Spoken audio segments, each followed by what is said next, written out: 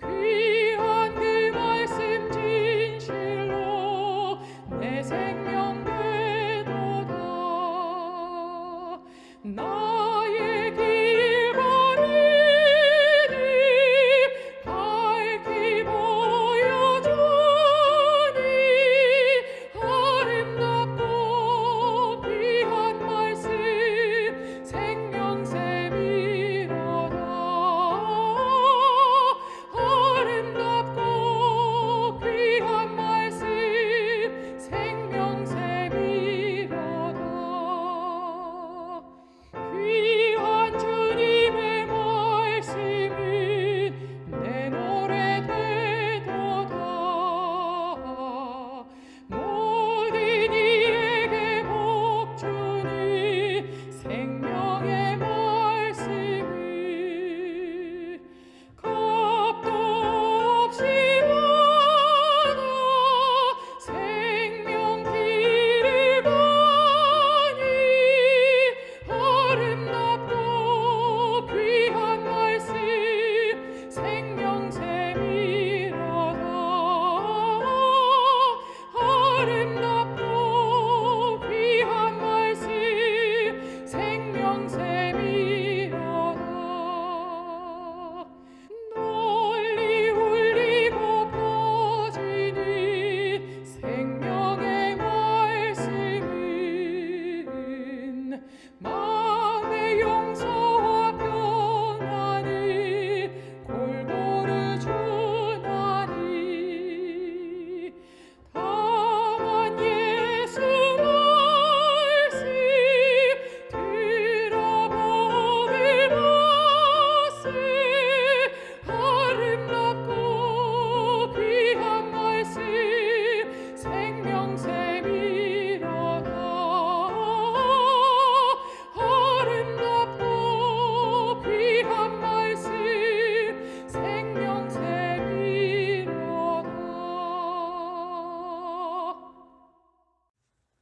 하늘에 계신 아버지 하나님, 일주일의 생애를 인도하시니 감사합니다. 코로나로 인해 오늘 저녁과 내일 안식일 함께 모이지 못하지만 저희들 있는 곳에 함께 하시어 안식의 은혜를 경험하게 인도하여 주옵소서. 이제 말씀을 듣기를 원합니다. 재림전 조사심판의 의미를 잘 깨달아 남은 자손으로서의 사명을 잘 감당할 수 있도록 인도하여 주옵소서. 예배의 시종을 주님께 맡기며 예수님의 이름으로 기도합니다. 아멘.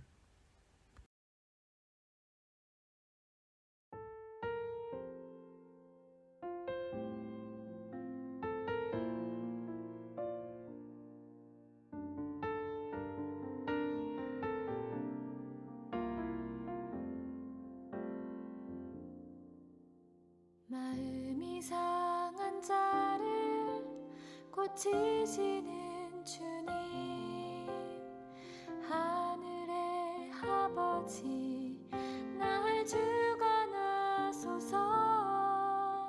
주의 길로 인도하사 자유케 하소서.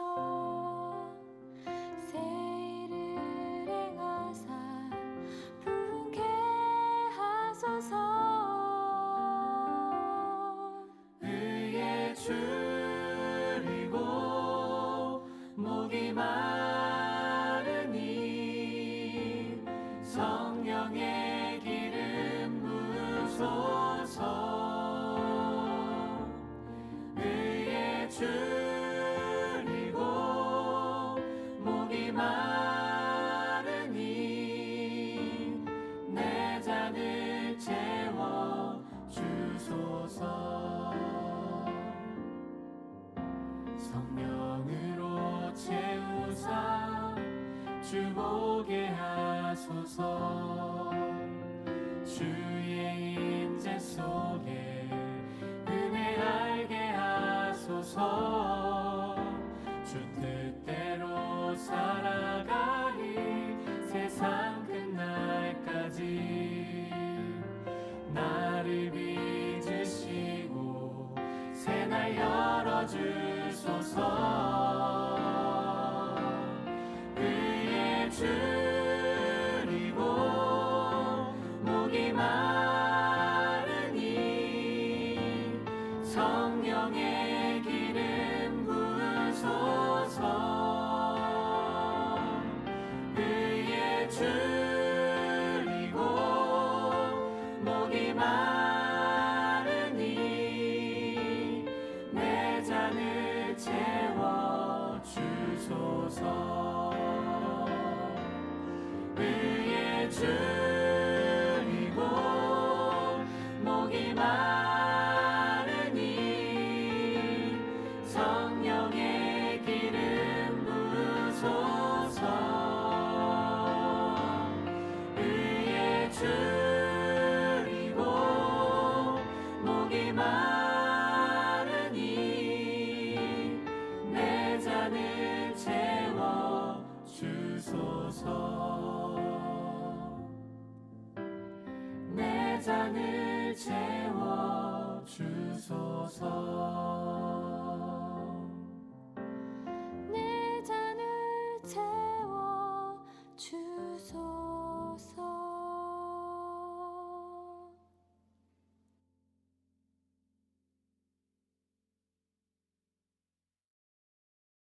행복한 안식일이 시작하는 첫 시간에 또 예배에 참석하신 여러분들을 다시 한번 진심으로 환영합니다.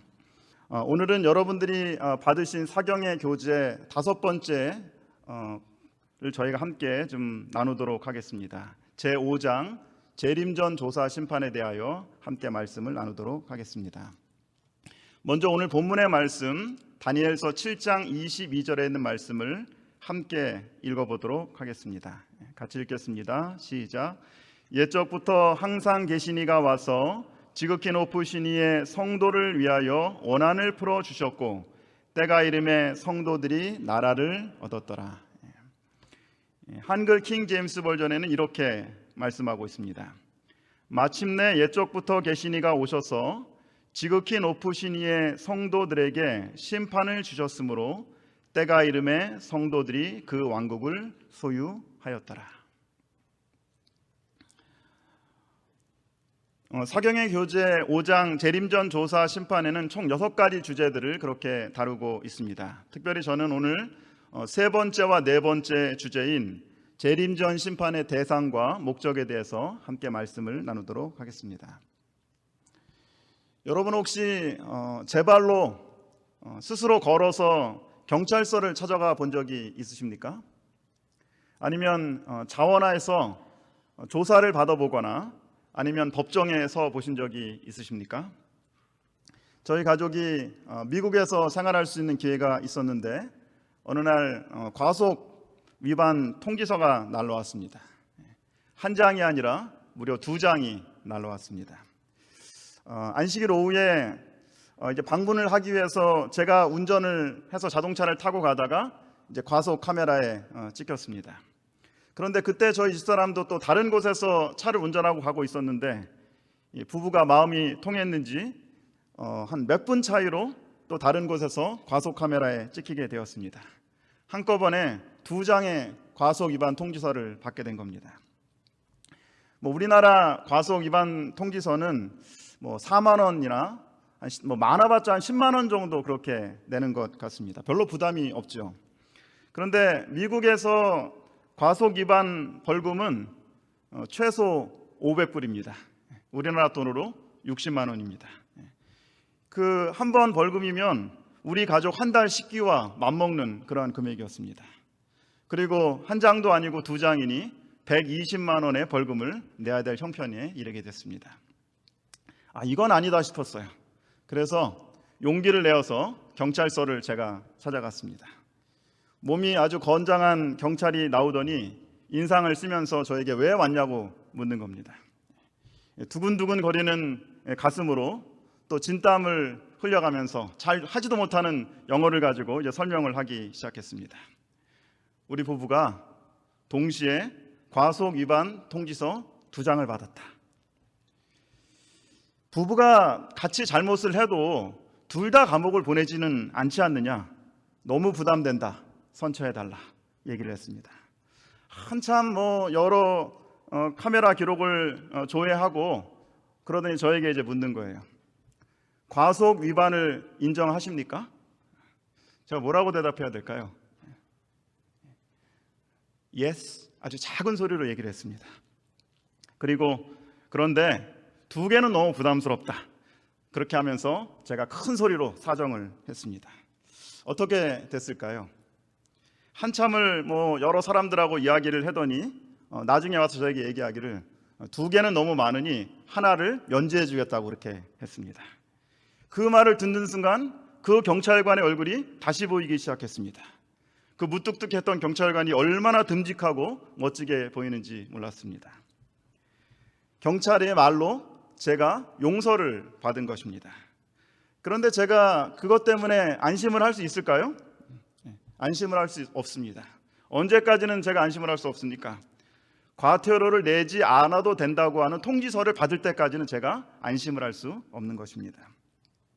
개인적으로는 용서를 받았지만 죄의 기록이 완전히 삭제돼야 최종적으로 저에게 무죄가 선고되는 것입니다. 제가 그때 잠시나마 조사 심판의 의미가 무엇인지를 깨달을 수 있는 그런 시간들을 갖게 되었습니다. 보통 조사, 심판 하면 사람들이 보편적으로 느끼는 그 정서는 두려움입니다. 무서움입니다. 심판하면 떠오르는 생각은 형벌, 정죄, 멸망 같은 그런 부정적인 이미지입니다.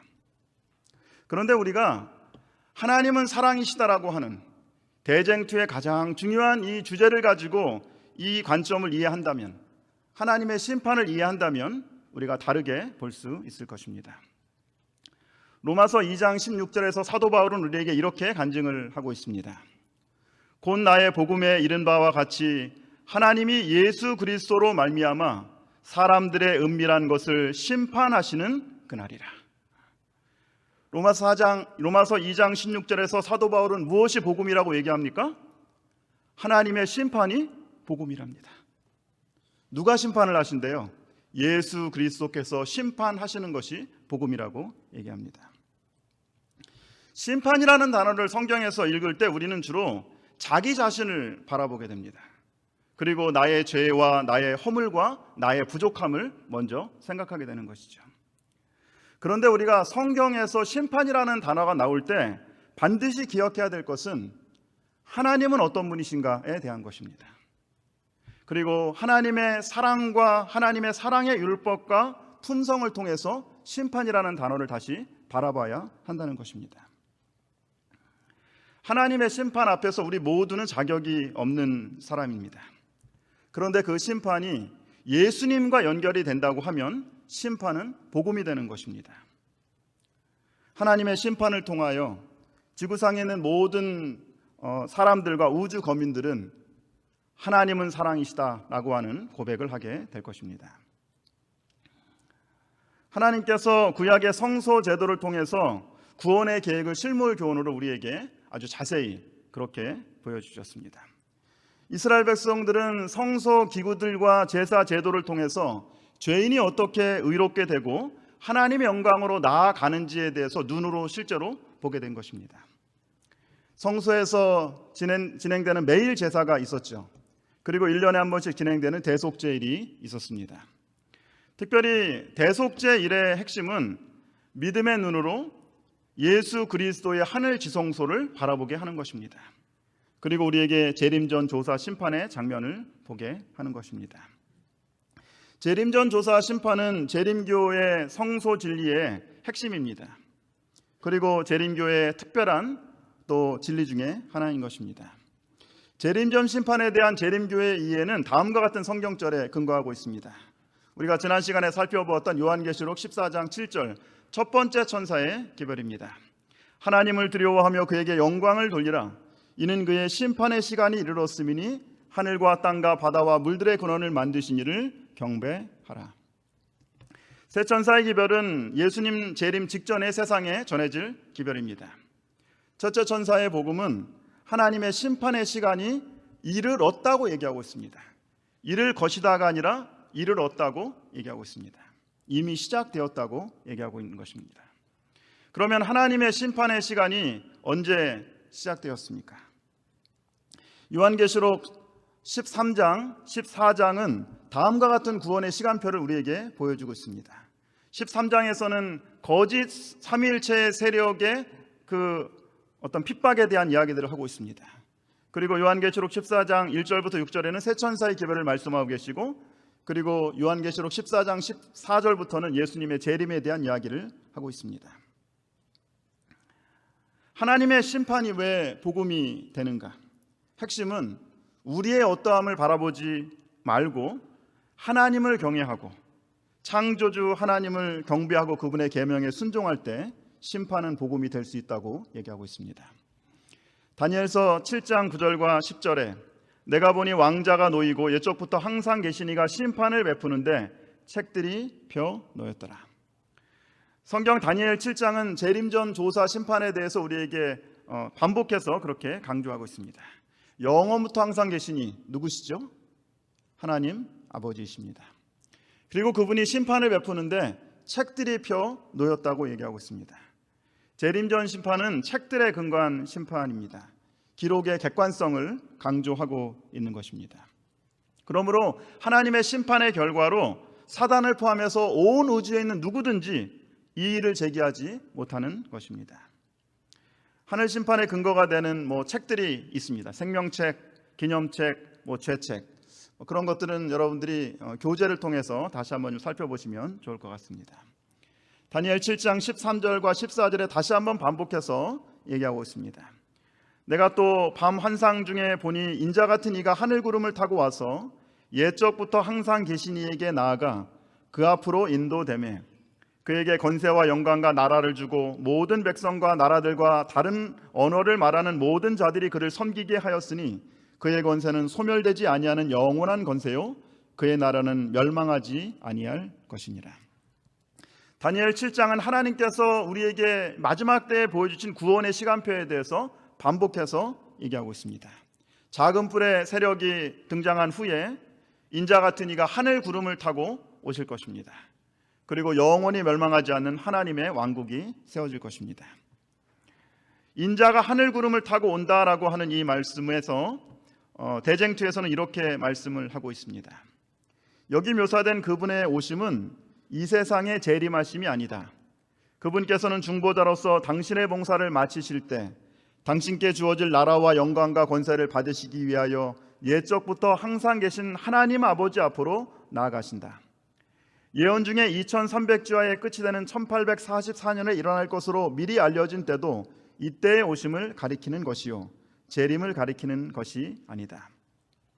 그때 우리의 대제사장께서는 하늘 천사들의 시위 아래 지성소에 들어가 하나님 앞에 서서 인류를 위한 마지막 봉사, 곧 조사 심판의 사역을 하시고 속죄의 은사를 입을 자격이 있는 모든 사람을 위하여 속죄 사업을 하게 된다. 재림전 조사 심판을 통해서 우리가 기억해야 될 것은 하늘 지성소에서 예수님께서 우리를 위해서 무엇을 하고 계시냐 하는 것입니다. 속죄의 자격이 있는 모든 사람들을 위한 속죄 사업을 하고 계신다. 기억하기 바랍니다. 재림전 심판의 핵심은 하나님의 성도들을 위한 중보 사역과 속죄 사업입니다. 재림전 심판을 통하여 예수 그리스도는 죄인을 구원하시는 하나님의 자비와 사단의 주장에 반박하여서 죄를 처리하시는 하나님의 공의, 다시 말하면 하나님의 온전한 사랑을 우리에게 보여주고 있는 것입니다. 재림전 심판을 통해서 우리가 기억해야 될 한 가지 진리가 있다면 하나님은 사랑이십니다. 다니엘 7장 22절 23절에 내가 본즉 이 뿔이 성도들과 더불어 싸워 그들에게 이기었더니 옛적부터 항상 계신 이가 와서 지극히 높으신 이의 성도들을 위하여 원한을 풀어주셨고 때가 이름에 성도들이 나라를 얻었더라. 한글 킹제임스 버전에서 아까 읽었지만 이 원한을 풀어주셨고라는 이 말이 심판을 베풀어 주셨고라는 말로 번역될 수 있습니다. 똑같은 패턴이 반복되죠. 작은 뿔이 하나님의 백성들을 공격합니다. 그리고 하늘 심판이 일어납니다. 그리고 하나님의 왕국이 세워집니다. 하늘 심판의 목적은 하나님의 백성을 사단의 공격으로부터 보호하고 그리고 그분의 백성을 하늘의 왕국에 적합하도록 하기 위한 하나님의 구원의 계획입니다. 다니엘 7장 25절부터 다시 한번 반복됩니다. 그가 작은 뿔이 장차 지극히 높으신 이를 말로 대적하며 그러나 심판이 시작되면 그는 권세를 빼앗기고 완전히 멸망할 것이요 그의 나라는 영원한 나라라. 하늘 심판이 시작되면 작은 뿔의 권세가 빼앗깁니다. 그리고 하나님께서 심판 후에 이 땅에 영원히 멸망하지 않은 하나님의 나라를 세울 것입니다. 그러면 재림전 심판의 대상은 누구입니까? 재림전 심판은 성도들을 위한 심판입니다. 내가 본즉 이 뿔이 성도들과 더불어 싸워 그들에게 이겼더니 옛적부터 항상 계신 이가 와서 지극히 높으신 이의 성도를 위하여 원한을 풀어주셨고 지극히 높으신 이의 성도들에게 심판을 주셨으며입니다. 베드로전서 4장 17절에도 이렇게 말씀하고 있습니다. 하나님의 집에서 심판을 시작하실 때가 되었나니 만일 우리에게 먼저 하면 하나님의 복음을 순종치 아니하는 자들의 그 마지막이 어떠하며. 하나님의 집에서 하나님의 백성을 위한 심판이 먼저 시작된 것입니다. 매일의 성소 봉사는 본질적으로 개인들을 중심으로 하는 봉사이며 지성소 봉사는 성소 중심의 봉사다. 매일의 성소 봉사는 죄인이 용서받고 하나님과 화목하게 되는 것을 가능하게 한다. 지성소 봉사, 대속제일 봉사는 성소, 하나님의 백성이 정결케 되는 것을 가능케 한다. 우리는 두 번째 시간에 대쟁투와 구속의 경륜에서 우주적인 관점에서 구원의 계획의 최종적인 목적은 개인의 용서뿐만이 아니라 죄인의 죄에 대한 용서뿐만이 아니라 죄의 문제가 완전히 해결되는 죄의 도말이라고 그렇게 말씀드렸습니다. 다시 말하면 대쟁투의 결론은 죄가 우주에서 완전히 사라지는 것, 도말되는 것입니다. 그리고 지성소 봉사는 이 죄의 도말에 초점을 맞추고 있습니다. 상징적 의식에서 죄를 회개하고 고백함으로 하나님 앞에 나온 사람들, 곧 그들의 죄가 속죄 제물의 피를 통하여 성소로 옮겨진 자들만이 대속제일의 봉사에 참여할 수 있었다. 그와 마찬가지로 최종적인 속죄와 조사 심판의 큰 날에도 하나님의 백성이라고 공언하는 사람들의 경우에만 다루게 된다. 악인들의 심판은 완전히 구별되어 있으며 그것은 그 후에 집행된다. 두 번째, 재림전 심판은 현재의 모습이 아닌 생애 전체를 대상으로 한다고 하는 것입니다. 태어나서 한 번도 죄를 짓지 않고 완전 무죄한 삶을 살아야 하나님의 심판에서 무죄를 선고받는다는 것입니다. 이 땅에서 태어나서 한 번도 죄를 짓지 않고 또 완전 무죄한 삶을 산 사람이 있습니까? 한 명도 없습니다. 오직 예수 그리스도만 그분이십니다.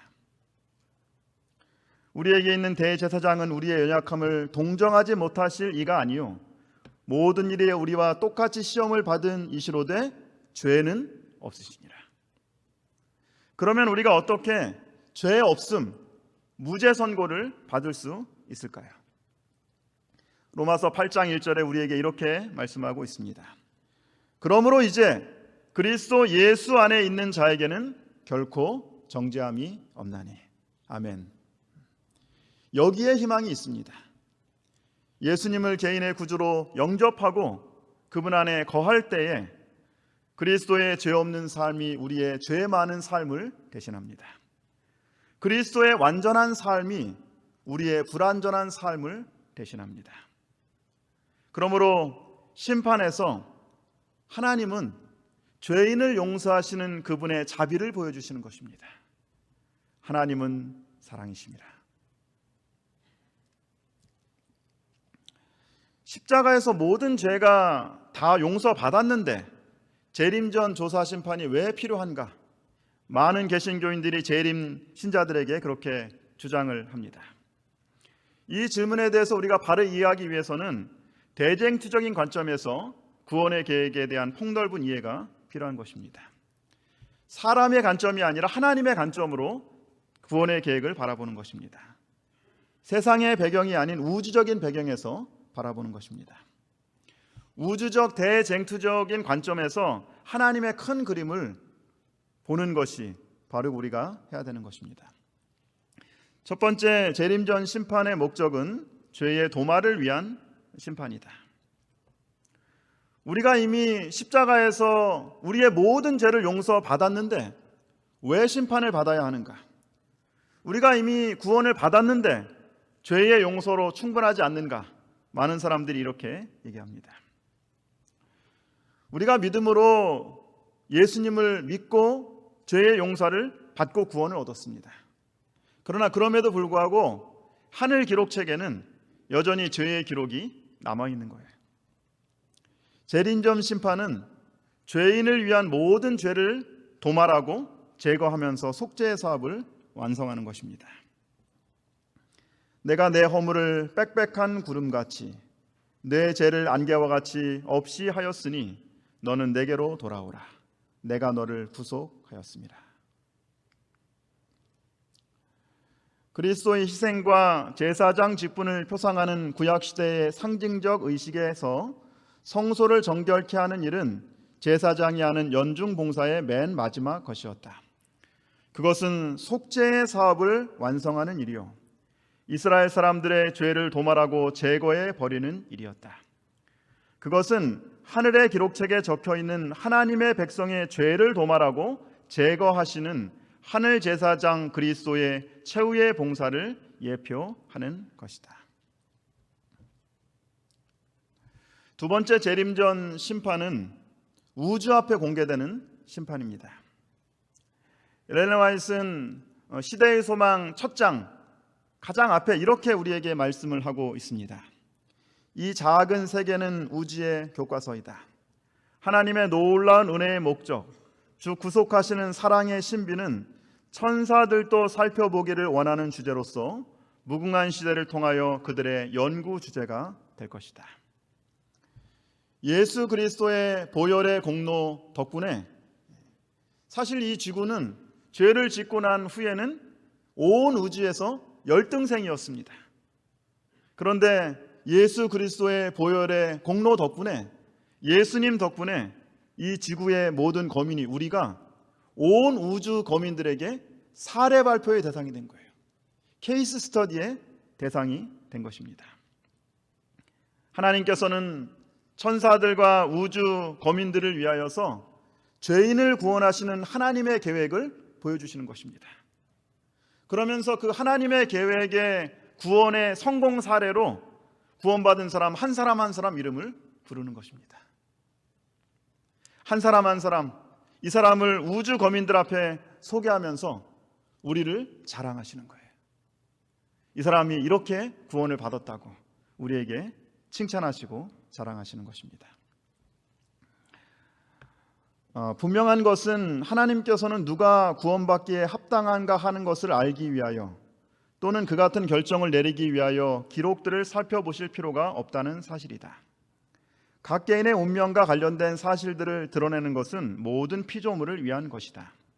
이 일은 모든 사람에게 공의가 행해지고 있음을 확증하며 또한 하나님 정부가 영원 불변하다는 것을 보증한다.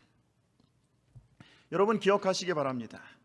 하늘 심판의 목적은 사람들이 구원받을 자격이 있는지를 조사하는 것이 아닙니다. 심판의 주된 목적은 구원받은 사람이 왜 구원을 받게 되었는지, 그리고 구속의 계획들을 온 우주에 드러내는 것이 바로 심판의 목적입니다. 마지막 세 번째 재림전 심판의 목적은 하나님의 백성을 위하여서 구원을 확증하는 것입니다. 이 사람에게 구원이 확실하다고 하는 것을 우리에게 보여주는 것입니다. 지극히 높으신 이의 성도를 위하여 원한을 풀어주셨고, 개정개혁 성경에는 다니엘 7장 22절을 이렇게 번역하고 있습니다. 지극히 높으신 분의 성도들에게 심판이 주어졌고, 공동번역 성경에는 거룩한 백성의 권리를 찾아 주셨다. 바른 성경에는 성도들을 위하여 판결하셨고, 우리말 성경에는 백성들 편을 들어 심판하셨고, 자기 백성이 유리한 쪽으로 심판을 선언하셨으며, 이 말씀을 통해서 하나님께서 우리에게 들려주시고자 하시는 것은 뭡니까? 재림전 심판의 가장 중요한 단어가 뭘까요, 여러분? 위하여라고 하는 단어입니다. 위하여. 하나님은 성도들을 위하여 그들의 권리를 찾아 주시는 분이십니다. 하나님은 성도들을 위하여 판결하시는 분입니다. 하나님은 성도들을 위하여 심판하십니다. 하나님께서는 자기 백성이 유리한 쪽으로 심판을 선언하십니다. 학교에서 상벌위원회가 열립니다. 상을 주고 벌을 주는 위원회입니다. 여러분, 이 조사심판은 상을 주는 위원회입니까? 벌을 주는 위원회입니까? 상을 주시기 위해서 어떻게든 모든 사람들을 구원하시기 위한 하나님의 사랑을 표현하는 계획이 바로 조사심판입니다. 재림전 심판은 우주 거민들과 천사들을 위하여 베풀어진 것입니다. 심판이라는 단어가 그리스도라고 하는 단어와 하나님은 사랑이시다는 단어와 함께 결합될 때 전혀 다른 뜻으로 우리에게 해석되는 것입니다. 심판은 잘못을 지적하거나 찾아내기 위한 것이 아니라 죄의 용서를 조사하고 죄의 도말을 확증하는 심판입니다. 아멘. 그러므로 재림전 심판의 시대를 살아가는 우리가, 예수님의 마지막 속죄의 사업이 이루어지는 이 시대를 살아가고 있는 우리가 반드시 기억해야 될 것이 있다면 무엇일까요? 요한일서 4장 16절에 있는 말씀입니다. 같이 한번 저희가 좀 읽어보겠습니다. 같이 읽습니다. 하나님이 우리를 사랑하시는 사랑을 우리가 알고 믿었노니 하나님은 사랑이시라. 사랑 안에 거하는 자는 하나님 안에 거하고 하나님도 그의 안에 거하시느니라. 하나님은 사랑이시라. 하나님의 사랑은 자비와 공의가 함께하는 온전한 사랑입니다. 우리가 날마다 하나님의 사랑을 믿고 하나님의 사랑을 알고 하나님 안에 거할 때 하나님의 사랑의 너비와 높이와 길이와 깊이가 깨닫게 되는 것입니다. 그럴 때 어떤 일이 일어난다 그랬죠? 4장 17절에 이렇게 얘기합니다. 이로써 사랑이 우리에게 온전히 이루어진 것은 우리로 심판날에 담대함을 가지게 하려 함이니. 아멘. 하나님의 온전한 사랑을 우리가 충분히 깨달을 때에 심판날에 담대함을 갖게 되는 것입니다. 요한일서 4장 18절 쉬운 성경으로 제가 한번 읽어보겠습니다. 사랑이 있는 곳에는 두려움이 없습니다. 왜냐하면 완전한 사랑이 두려움을 내어 쫓기 때문입니다. 사람을 두렵게 만드는 것은 벌을 받을지 모른다는 마음 때문입니다. 그러므로 두려움을 갖고 있는 사람은 사랑을 완성하지 못한 사람입니다. 사람을 두렵게 만드는 것은 벌을 받을지 모른다는 마음 때문입니다. 사단이 하나님의 품성과 율법을 오해하게 했어요. 하나님은 사랑의 하나님이 아니라 벌을 주시는 하나님으로, 그리고 무서운 분으로 생각하게 만들었습니다. 그러니 심지어 하나님을 믿는 우리조차도 심판이라는 단어가 두렵게 느껴지는 거예요. 하나님의 사랑의 성품에 대해서 오해가 생기면 두려움이 생기는 것입니다. 사랑의 관계가 깨질 때 두려움이 깨지는 것입니다. 그리스도인들 중에, 재림교인들 중에 많은 사람들이 하나님께 벌 받을지 모른다는 두려움 때문에 열심히 교회에 다닙니다. 선한 일을 하는 사람이 있습니다. 하나님의 심판을 무서움으로 그렇게 생각을 합니다. 여러분, 근데 두려움의 핵심이 뭘까요? 왜 우리가 두려워할까요? 두려움은 하나님과의 관계가 깨어질 때 생기는 것입니다. 자기 자신에게 초점이 맞춰질 때 깨지는 거예요. 아담과 하와가 하나님을 만나서 뭐라고 했어요? 제가 벗었으므로 두려워하여 숨었나이다, 그렇게 했어요. 누구를 바라보는 거예요? 자신의 허물, 자신의 모습을 바라볼 때 두려움이라는 단어가 떠오르고 그런 이미지들이 생기는 것입니다. 유명한 정신분석학자 메닝거는 이렇게 얘기했습니다. 왜 우리가 두려워하는가? 그 중요한 이유는 우리가 너무 우리 자신에 몰두하기 때문이다. 하나님이 어떤 분이신지, 하나님이 나를 얼마나 사랑하시는지를 잃어버리고 내 문제, 내 환경, 내 상황에 몰입하면, 나 자신에 초점을 맞추면 두려움이 생기는 것입니다. 모든 두려움과 불안의 핵심은 나 중심적인 것입니다. 나에게 초점이 맞춰질 때 그렇게 생기는 것입니다. 나에게 초점이 맞추게 되면은 우리에게 일어나는 일 때문에 우리의 행복이 결정돼요. 좋은 일이 생기면 기뻐하고 나쁜 일이 생기면 슬퍼하고, 얼마나 좋은 일이 많이 일어나느냐에 따라서 하루의 기분이 결정되는 것입니다. 그러나 내 감정, 내 생각, 내 자신을 바라보기보다는 하나님의 사랑을 깊이 묵상할 때, 다른 사람들의 행복을 위하여 살아갈 때 우리의 마음속에 기쁨이 넘치고 담대함이 넘치고 감사의 마음이 넘치게 되는 것입니다. 우리에게 용기를 주고 위로가 되는 말씀이 있습니다. 제가 참 좋아하는 말씀입니다. 정말 힘들고 어려울 때, 나의 마음에 두려움이 들고 넘어지고 쓰러지려고 할 때 제가 붙들고 읽는 말씀입니다. 한번 같이 좀 읽어볼까요? 같이 읽습니다. 유혹이 그대를 엄습할 때, 근심과 걱정이 그대를 둘러쌀 때, 좌절당하고 낙심되어 절망 상태에 빠지고자 할 때 예수님을 바라보라. 그리하면 그대를 둘러싸고 있는 어두움이 그분께서 임재하시는 밝은 빛에 의하여 사라지고 말 것이다. 죄가 그대의 심령을 지배하려고 싸우고 양심을 무겁게 할 때 구주를 바라보라. 그분의 은혜는 죄를 정복하기에 넉넉하다. 불안으로 떨릴 때 감사한 마음으로 그분께 돌아가라. 그대 앞에 놓여있는 소망을 굳게 붙잡으라. 예수를 바라보라. 구주를 바라보라.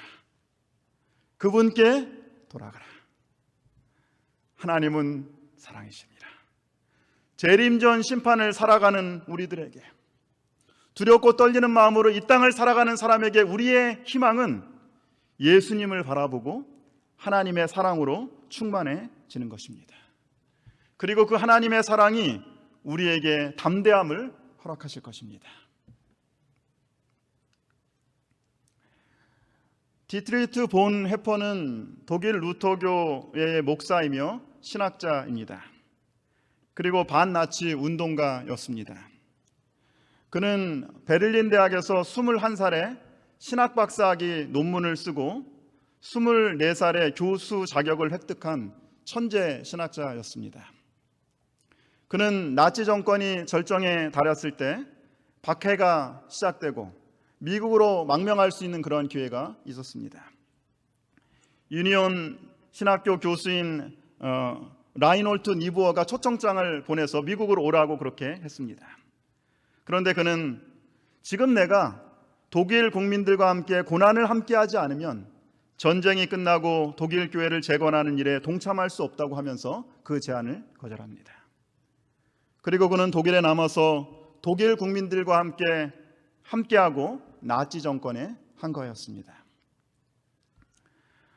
보네퍼는 히틀러 암살 시도에 가담했다는 혐의로 1943년 3월에 체포되어서 2년여 그렇게 수감 생활을 하게 됩니다. 그러다가 안타깝게도 1945년 4월 9일에 39살의 짧은 나이에 교수형으로 그의 생을 마감하게 됩니다. 정말 안타까운 것은 이 본헤퍼 목사가 처형을 당하고 난 후에 한 달도 되지 않아서 1945년 5월 8일에 독일이 해방되었다는 것입니다. 그가 죽기 전 1944년 마지막 크리스마스를 맞이해서 감옥에서 죽음을 앞두고 그는 약혼 여인 마리아에게 마지막 편지와 시를 보내게 됩니다. 그 시가 바로 선한 능력으로라고 하는 시입니다. 독일 음악가에 의해서 곡이 붙여졌고 찬양곡으로 만들어졌습니다. 사랑하는 마리아, 우리가 서로를 기다려온 시간이 벌써 2년이 되었군요. 용기를 잃지 말아요. 당신이 부모님 곁에 있어서 기쁩니다. 장모님과 온 가족에게 사랑의 안부를 전해 주십시오. 지난밤에 떠오른 생각을 옮겨 보았습니다. 이 시는 당신과 부모님, 형제 자매들에게 보내는 나의 성탄 인사입니다. 그 선한 힘에 고요히 감싸여 그 놀라운 평화를 누리며 나 그대들과 함께 걸어가네, 나 그대들과 한 해를 여네. 지나간 허물 어둠의 날들이 무겁게 내 영혼 짓눌러도 오 주여 우리를 외면치 마시고 약속의 구원을 이루소서. 그 선한 힘이 우리를 감싸시니 믿음으로 일어날 일 기대하네. 주 언제나 우리와 함께 계셔 하루 또 하루가 늘 새로워. 선한 능력으로 이 찬양을 한번 같이 들어보겠습니다. 혹시 아시는 분들은 또 같이 찬양을 부르셔도 좋을 것 같습니다.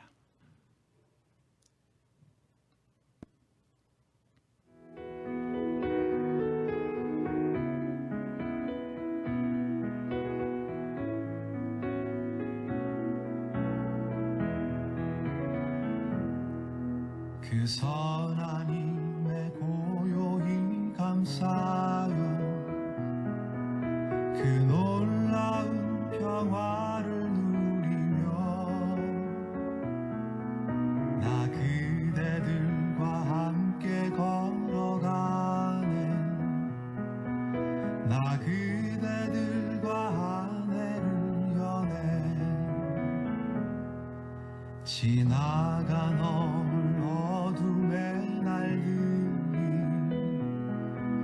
무겁게 내 영혼 짓눌러도 오 주여 우릴 외면치 마시고 약속의 구원을 이루소서. 그 선한 힘이 우릴 감싸시 믿음으로 일어날 일 기대하네. 주 언제나 우리와 함께 계셔 하루 또 하루간을 세워 주께서 밝히신 작은 촛불이 어둠을 헤치고 타오르네. 그 빛에 우리 모두 하나 되어 온 우리에 비추게 하소서. 그 선한 힘이 우릴 감싸시 믿음으로 일어날 일 기대하네. 주 언제나 우리와 함께 계셔 하루 또 하루간을 세워 이 고요함이 깊이 번져갈 때 저 가슴 벅찬 노래 들리네. 다시 하나가 되게 이끄소서. 당신의 빛이 빛나는 이 밤 그 선한 힘이 우릴 감싸시니 믿음으로 일어날 일 기대하네. 주 언제나 우리와 함께 계셔 하루 또 하루간을 세워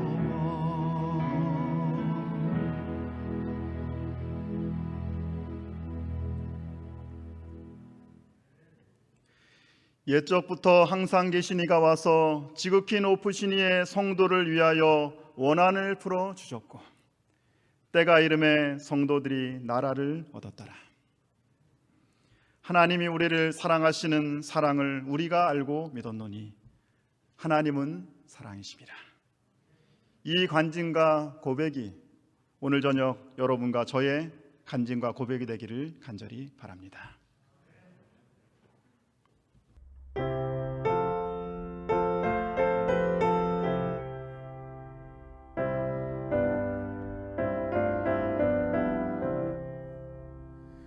이 생의 험한 길 갈 때 날 위해 기도해 주어 나 신실하고 참되며 네 예수 위에 살도록 날 위해 기도해 주어 근 시험 당했을 때 친구여 나를 위하여 주님께 기도해 주어 날마다 승리하도록 날 위해 기도해 주어 내 영혼 주께 맡기니 그 보호받게 해주어 날 위해 기도해 주어 근 시험 당했을 때 친구여 나를 위하여 주님께 기도해 주어 내 믿음 굳게 잡도록 친구여 기도해 주어 주님의 은혜 힘입어 저 좁은 길을 가도록 날 위해 기도해 주어 근 시험 당했을 때 친구여 나를 위하여 주님께 기도해 주어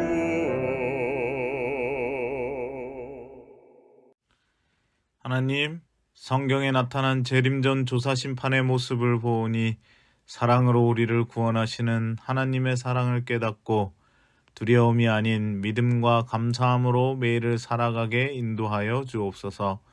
예수님의 완전한 사랑으로 두려움을 내어 쫓게 하시어 우주 앞에 하나님의 놀라우신 사랑을 나타낼 수 있는 저희 개개인의 신앙이 되게 인도하여 주옵소서. 이 밤도 편히 쉬게 인도하여 주시옵기를 사랑이 많으신 예수님의 이름으로 기도드립니다. 아멘.